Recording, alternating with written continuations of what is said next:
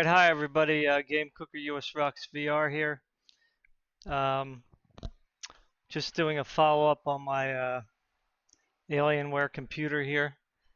So somebody kind of got on my case because, I didn't show off the you know, the Alienware computer I got very well. So, um, anyway, I went and took the side panel off, which, is pretty easy to do. You just take out the screw on the back here. There's a screw holding this lever, and then when you take the screw off, you just pull it out, and the door just pops off. Back here,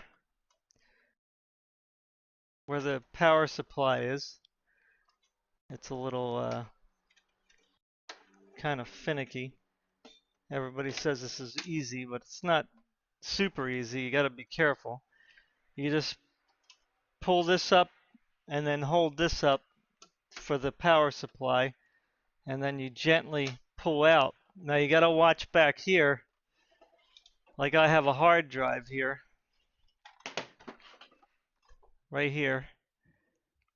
Okay, so when you pull this back, it puts pressure on these cables that are plugged in. So I just kind of hold these in, push them back while I'm pulling this out to try to hopefully loosen some of the pressure up. But even though when you let go, it's still kind of pulling on that, where the two cords plug into the hard drive, and that could bust off. So just be real careful with that. You can pull out the hard drive first. I mean, I just didn't want to go through all that. So as you can see here, here's the RTX 3090. Let me see if I can get a little closer.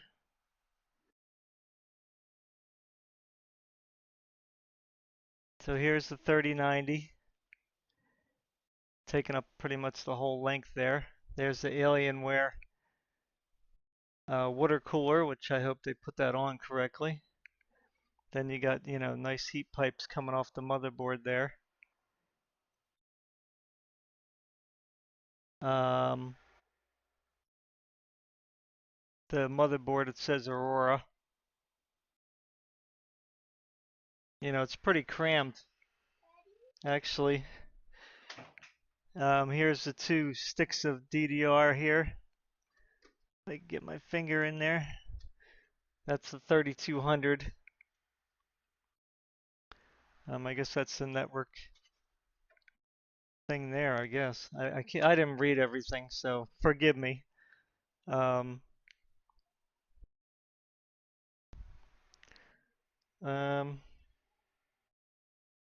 yeah, so I'm gonna try to turn it on. I don't know if you can turn this thing on while it's like out like this.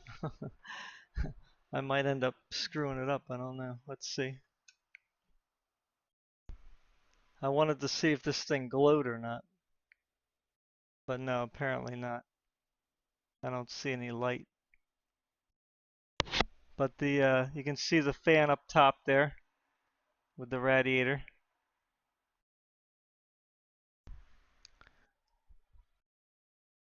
You can see the G-force card is lit up.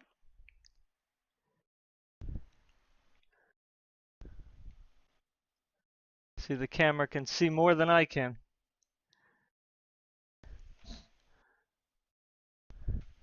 And then again, to show you, I got the colors all goofy because my kids wanted me to keep changing them.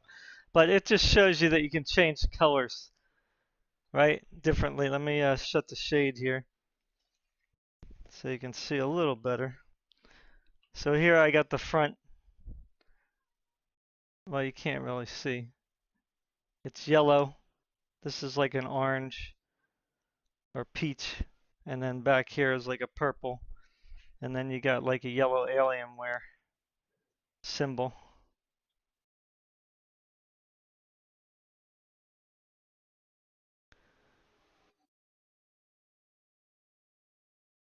Pretty nice.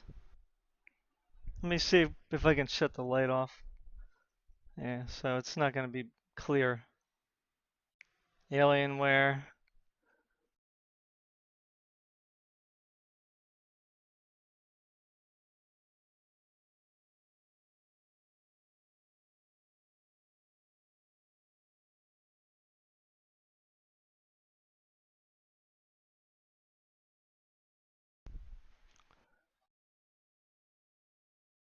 You can change it whatever colors you want. It has pretty much the whole color spectrum. One other thing that I wanted to let you guys know is that this black here gathers dust like crazy. I mean, everything probably does, but you can't notice it on the white as much as you do this black. So make sure that you have some, you know, spray can, this stuff,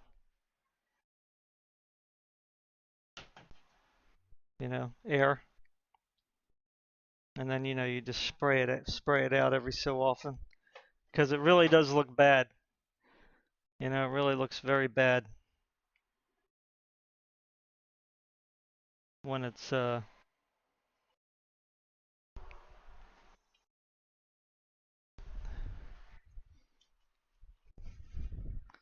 it looks very, very bad when it's dusty. So I hope I don't get electrocuted here. So you just kind of make sure you're in the groove at the bottom here. It's a little, like I said, a little weird to get back in. Then you just kind of lock it down. Just push down and then push down again, and then it should be secure. Now the other thing that I noticed here was, now I have a 1 terabyte SSD in here, right? Let me bring this closer. Maybe you guys can actually see it. I have a 1 terabyte SSD, and then I got a 2 terabyte hard drive here. Now on the bottom here, they have 2 extra hard drive slots. See, it comes out real easy. Right, you just put that around your hard drive and then slide it right in. Boom. Very simple and easy, and they give you the extra. You have at least 1 extra cord here. You could probably get an adapter and extend that. I don't know if there's any extra ones left there inside, but I'm not going to pull them out right now. This has got the nice bracket for the 3090, which is nice, so it doesn't sag. Yeah, so that's pretty cool. So, I mean, I don't like this setup. I mean, some people don't have a problem with it, but I hate computers that I can't really get into and play around with and get in easy. It's like that's why I like building my own, but this time around, because, you can't get a video card, I went with a pre-built system. And, this one, I got some pretty heavy discounts on it during the President's Day sale and using some coupons. So, I don't know if $3,800 is a bargain, but I just looked online and the new R12 3090 configuration with the new 11th generation processors was over $5,000. Now, of course, that had a 2 terabyte NVMe drive and a 2 terabyte extra drive. It had 128 gigs of RAM. It's got the 3090 and it's got the new 11th Gen 11900 KF or whatever it's called. The top Intel chip in it. Um, so it's obviously not made for just gamers. It's made for some kind of, server or workbench kind of stuff. Um, but I paid $3,800. I got the 2-year warranty included in that. So, you know, I got the 3200 memory in here. Now, the other thing that I have to check on again is whether it's, this is really loud microphone, huh? Is whether it's PCI Express 4 motherboard or not. Now, it's hard for me to figure it out. I have to, again, look at the motherboard more closely. But I asked them if it was PCI Express 4, and I believe they said yes. But the problem is the processor doesn't support PCI Express 4. At least I don't think it does, unless they did some kind of, you know, driver update or something. Um, and it doesn't really have many PCI Express expansion slots. So if I put another NVMe drive in here, in that slot that's here, I'm worried that it's going to cut down on the PCI Express lanes on this. So that's what I'm kind of worried about. Let me see if I can. I can't really read that far. It says PCI Express something.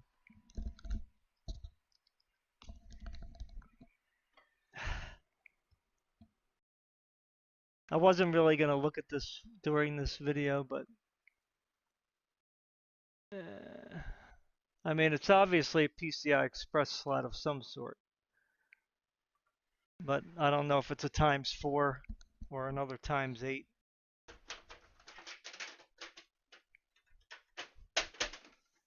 There we go. Okay.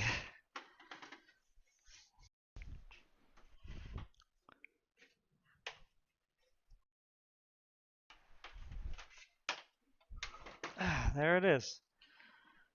Okay, that's the R11 Alienware. So the next part of the video will be me showing you the clock speeds and you know, I use the Alienware software to overclock it or whatever. So I guess we'll just look at some of that. Okay? All right. Until the next part. Peace.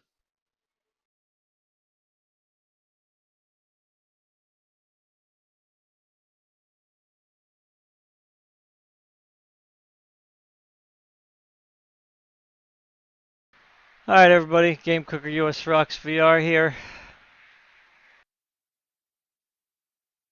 Talking about the Alienware Aurora R11. Um, so this is the Alienware Command Center. This is where you can like look at your game library for whatever reason. I guess to make profiles of performance, I'm assuming. You can also set like what you want here, your overclock settings, your thermal performance, and your high powered you know, whether you want it maximum power or not, maximum wattage. So I have it overclocked, thermal performance and power on high performance. So that's ramping up the clock speeds. Here you can change the color. As you can see, I'll just show you everything real quick. So you can change individually these colors, or you can, you know, put them all the same color. And then that's what it'll look like on your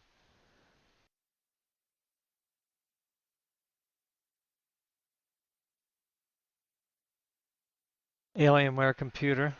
You can just do like the head if you want, like if you want the head like white, you know, or yellow. Then you can change the logo as well. You can make it red or blue, you know, whatever you want. Pretty simple.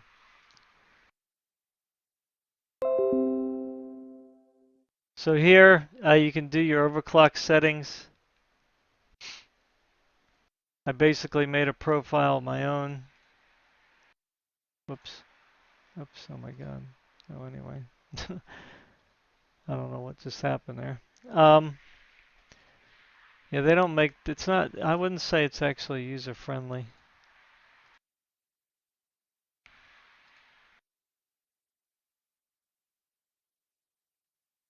So I have overclock 2B, that's mine. So that would be this configuration here. So I got it running at like 4.7 gigahertz. It was at 4.8. Not sure why it went down, maybe because it's getting hotter. The 3090's running at 2040, which is pretty high. Surprised it's going that high. And the DDR RAM, not sure why this is turning gray. It always does that. It's running at almost 3200 megahertz, so that's kind of cool. So we can confirm these things by looking at the hardware monitor and CPU-Z. So you can see here everything's running at like 4.6, 4.7, 4.8. And you can see here as well on CPU-Z down at the bottom here. It's running at 4.7, 4.8, 4.6. You can see the video card here, RTX 3090. 964.6 gigabits per second on the memory bandwidth, 24 gigabytes of DDR6X RAM. These numbers here, I'm not sure if they're reflecting actually what the card is doing right now, but you can look at the sensors. And you can see the GPU clock is running at 2040, the memory is running at 1256, which you would times that by what? 2 or 4? I'm not sure, I forget. 4 seems a little high though. Yeah, maybe by 4, you times that by 4. So it should be running at like 7,000 megahertz, I think, or something like that. It's a little over. So the memory temperature is at 80, the GPU is at 61. You can see the power draw is 158 watts right now. So what I'm going to do is, let me see here. So here it's showing the minimum and the maxes. So that'll give us a little bit of an idea of how high this thing's going to go. So I'm going to run Furmark here if the video doesn't turn off. I don't know why that did that. Alright, NVIDIA seems to like to shut off when I run Furmark. I don't know why it does that. It shouldn't do that. I have no idea why it's doing that. And I don't know why Furmark is running in full screen since I don't have it that way. So I'll run it at, I won't run it at 8K, it'll probably shut off the video. I'll run it at, where's 4K? How come it's not showing just plain old 4K here? Let's see if it works without cutting the video off. Is it going to do it in full screen again?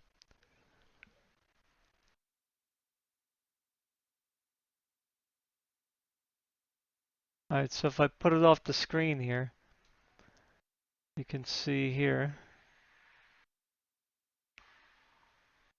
it's not really doing much to it, is it? I guess it's not really using the CPU much.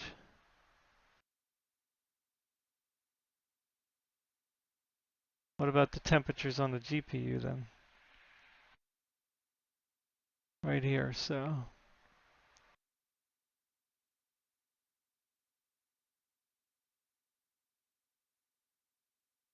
See how far it goes up.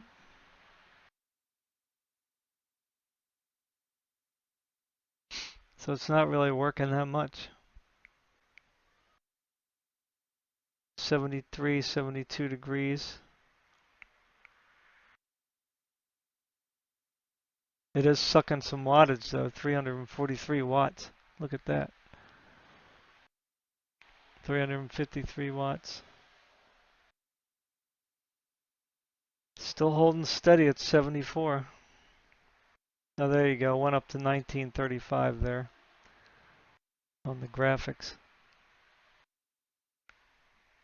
I don't know why this stuff keeps coming up. I keep closing it and it keeps coming back up. Ooh, 300 watts. That's crazy. 350 watts almost. It's pretty insane. Yeah, so it doesn't seem like it's going to get any hotter than that, so let me shut this off. Let me try to run a CPU stress test here. I don't know. Then we can look at see what the CPU does. So it's at 100% the CPU.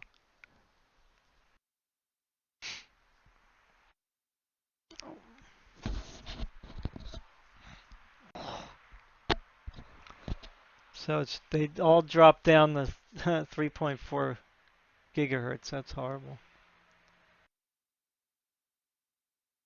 And that's the problem with these F chips. Although that might be just when it hits 100%. They might just be, you know, going, oh boy, 100% utilization. We can't have temperatures too high. So it clocks everything down probably.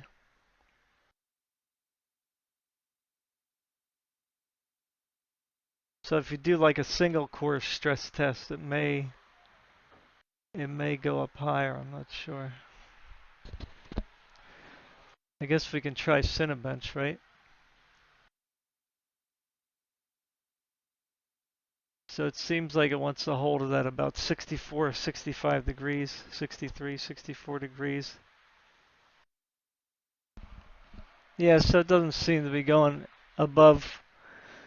So when all cores are run, it clocks it down to 3.4, 3.5, and the temperatures are no problem. Okay, so let's stop that. I don't know. I thought I downloaded Cinebench, but apparently not. Okay, great. So let's check this out now. But we'll do the single core. It's going to take a little while. Let's see what it does on single core here. So see, now it's up to 4.7 again. I guess it must use one core at a time, I guess. It switches cores, I suppose. That's how it works.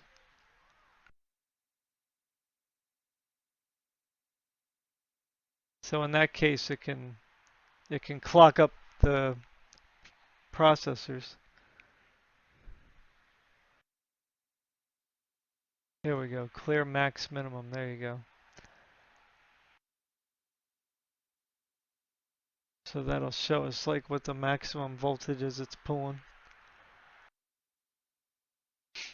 It looks like 1.372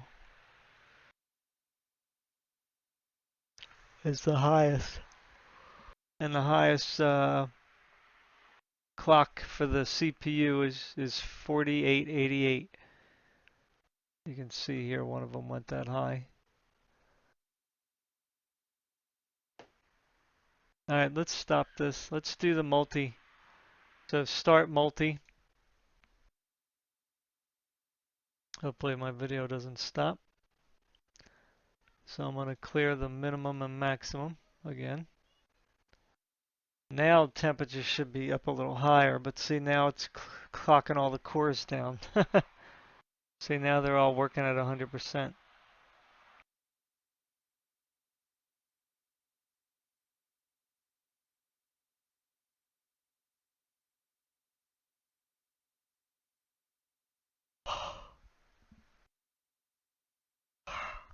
Hmm. I might have to see here they're not even at 1 volt. 0.95 volts. That's what's keeping these temperatures nice.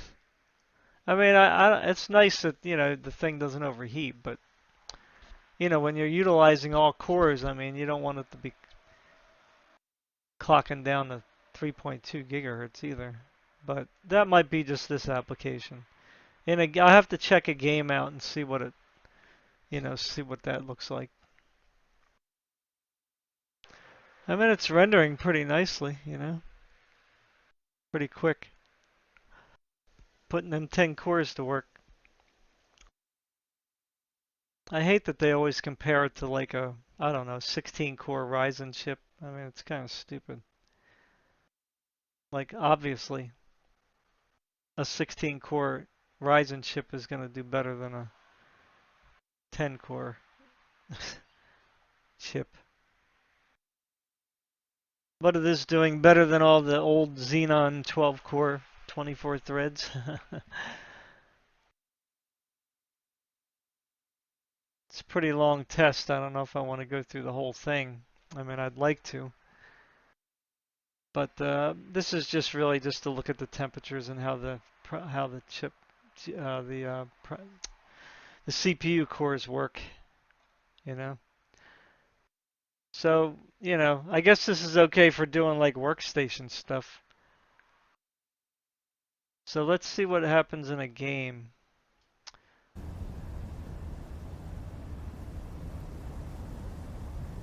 Alright, I'm back. I'm in Cyberpunk 2077.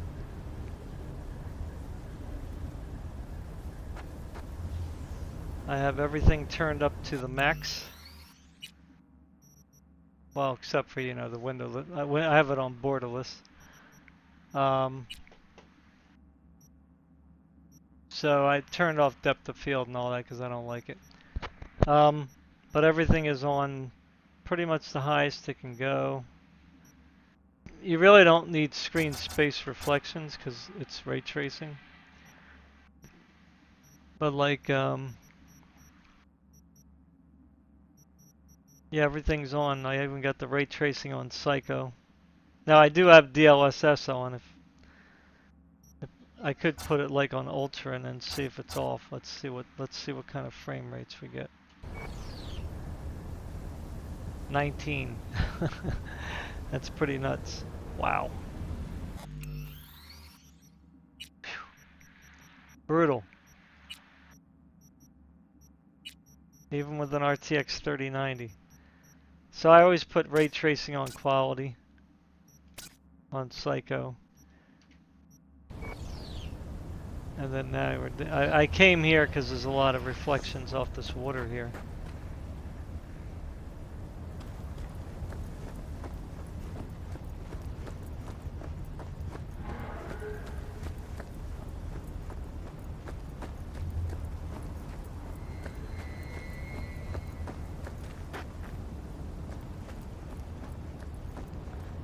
Now if I wonder what happens. Sometimes if you restart the game it's better. Like when you're making the changes like this on the fly. Like if I take it off Psycho and put it on Ultra, it should give me a few more frames. Yeah, like 8 more frames per second. I gotta adjust my, although back here doesn't seem to be really that much different.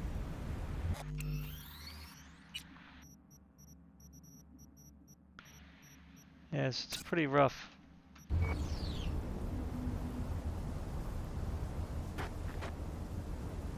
Psycho just gives you that extra detail, that's all.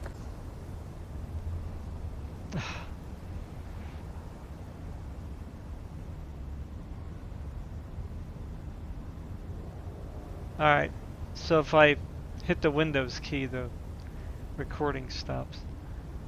So here you can see the processor is running at like 4600 megahertz. Temperatures are, let's see here, let's clear the minimum maximums.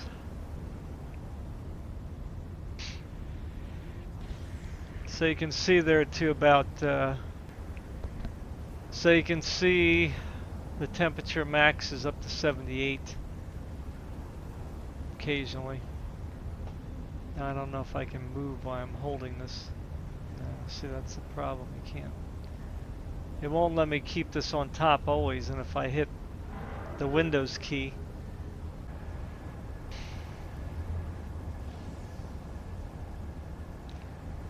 Alright, so I'm back again. Yeah, so I just ran a little bit. It hasn't went over 78 degrees. The max, well there, it just went up now. So it still likes to run about 4691 megahertz. Although I'm not running around or driving, so that could change. But it did go up to 4787. And let's see, one of the threads went up to 87%. So, you know, I guess the processor's okay. You know, it's doing its job. I can run around a little bit, then I'll have to restart the video. So here, 31 frames per second right in the smoke. That's because you're actually getting light reflecting off that, see? Look at the light refracting. That's pretty cool, huh?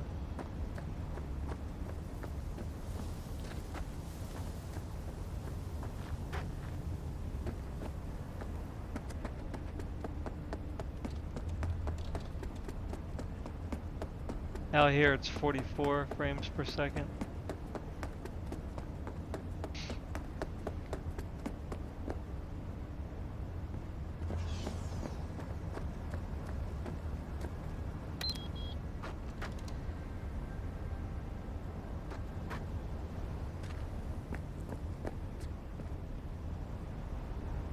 Here comes my bike.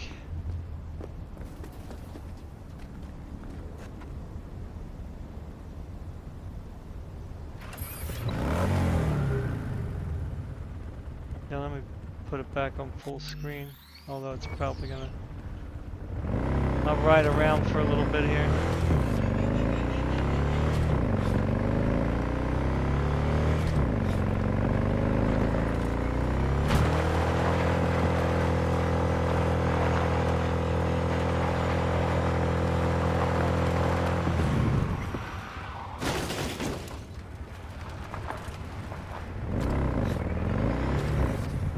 Night City, look at that.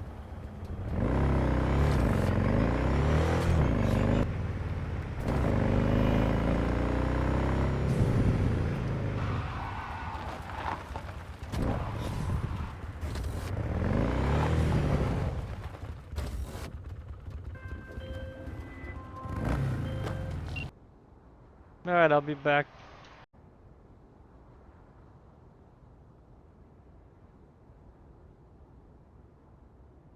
Alright, so you can see here, while I was riding the motorcycle, the highest that went up was 4693. Max temperature was 84 degrees. Utilization, the highest one is 83%. So there's only two that actually went in the 80s. Three now. So, you know, 10 cores is more than enough for this game. Without a doubt.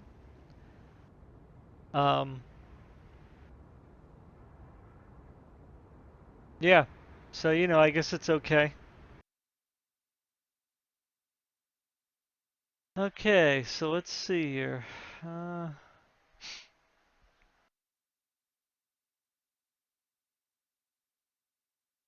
5K Extreme. 9 gigs of VRAM here. That's 81. Yeah, that's not going to work either. Let's do 8K. 8K optimized. Let's see if we can get something better. Here, 8K optimized.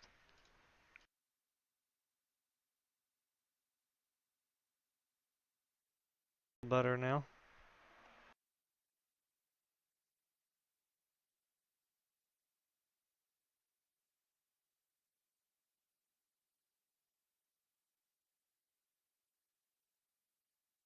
So this is 8K.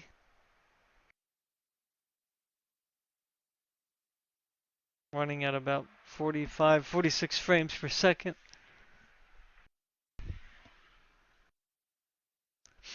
Temperature 72 degrees. GPU is working at about 97, 90. Well, it's jumping like mid to upper 90s. And look at that, 60 frames per second at 8K. Wow, that's pretty amazing.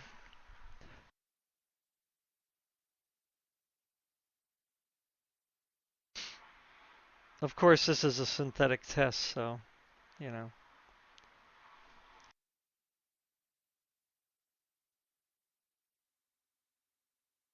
Okay, so average frame rate is 48 at 8K optimized with high textures. Not bad. GPU utilization went up to 100%. GPU temperature maxed out at 74. That's pretty good. So maximum FPS was 60, minimum was 38. And if you look over here on hardware monitor, the maximum one core went up to 4.988 gigahertz. And they all went to at least 4.8 gigahertz. So not too bad. None of the CPUs went up to 100% utilization though. Highest was 90%. So not bad, not bad. Temperatures stayed pretty good too. 71 degrees was the highest. That's all I got to say right now, I guess, as far as the Alienware. I mean, it's good, you know, whatever. It's all right. I mean, I can play Cyberpunk at, you know, max ray tracing and still be in the, you know, 30s and 40s depending on where I am. So anyway, like, share, subscribe. Hope this helped you a little bit on under, you know, figuring out, seeing some of the stats of the computer here. Um, maybe if you're thinking about buying one, I would go with a K chip though versus an F, because an F chip is a low wattage chip. You know, they're made to put in laptops and stuff. So I don't know why they put them in PCs. That's messed up. Kind of stupid, really. But that's Dell for you. So like, share, subscribe. Check out the affiliate links in the description. Buy some games through there if you buy games. Every time you buy something or buy a game, you know, a little few pennies get thrown my way on the channel here, or to me. So, you know, every little bit helps. All the benchmarks that I do, which I know are not perfect, but, you know, it takes many, many, many hours to do those things. And even this, you know, I'm taking away from my family to show this to you. So, anyway, have a great weekend. Peace.